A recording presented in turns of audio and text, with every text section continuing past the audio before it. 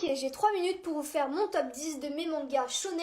Ok, top 10 shonen, on va réagir. Et non animation. Et je dis bien shonen. C'est bien manga shonen, bien sûr. En 10e position, on a le manga Chainsaw Man des éditions Non. Kazé. Pour moi, ça rentre pas dans un top 10. Loufoque avec un personnage principal totalement barré. Mais j'ai adoré le style de l'auteur. C'est très très beau.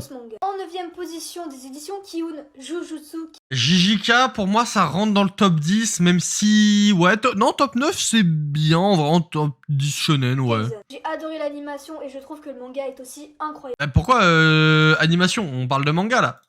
Et les personnages sont Par contre, ouais, les persos sont monstrueux. En 8e position, Will's Paradise des éditions Kazé. J'ai lu que 3 tomes pour vous dire la vérité. Hell's Paradise, c'est très très bon. L'histoire est incroyable. Ça mélange du... Hell's Paradise, j'ai lu les 13 tomes, c'est excellent. Je l'aurais mis quand même en dessous de JJK, mais pourquoi pas. Sang, ça mélange de l'amour, tout pour faire un bon manga. Et juste regardez le style de l'auteur. C'est incroyable. Un manga nouvelle génération que je vous conseille à 10 000%. En 7e position, le fameux Dr. Stone. Ok, Dr. Stone, 7e position, pourquoi pas. Parler forcément des dessins, le dessinateur. Je préfère JJK, mais je peux comprendre Dr. Stone devant, c'est plus original, ça change et tout, j'aime bien. Boichi, mais s'il vous plaît, regardez-moi cette carte. Boichi est trop fort. Elle est magnifique. Boichi a un style incroyable et il était parfait pour l'œuvre de Dr. En 6e position, Made in Abyss des éditions.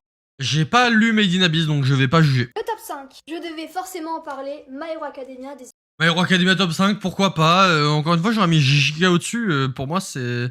My Hero Academia, ça part trop en couille vers la fin. C'est bien, hein, mais le début est bien meilleur que le reste, quoi. En 4e position, Death Note des éditions. Death Note 4ème, pour moi, ça n'a rien à faire là. Je trouve le manga l'un des plus surcotés de l'histoire. Il y a trop de défauts. J'ai fait une vidéo pour en parler si vous voulez sur ma chaîne principale, mais non, c'est trop surcoté Death Note. On passe au top 3. T'es obligé de le mettre. Tokyo Revengers. Ouais, Tokyo Revengers, c'est sympa, mais top 4. En 2e position, The Promised Neverland des éditions. Promised Neverland, là oui, là je suis d'accord, c'est un excellent manga, bien meilleur que l'animé. Même si la saison 1 est très bien, la saison 2 lui rend vraiment pas honneur. Le manga est excellent, faut vraiment lire Promised Neverland.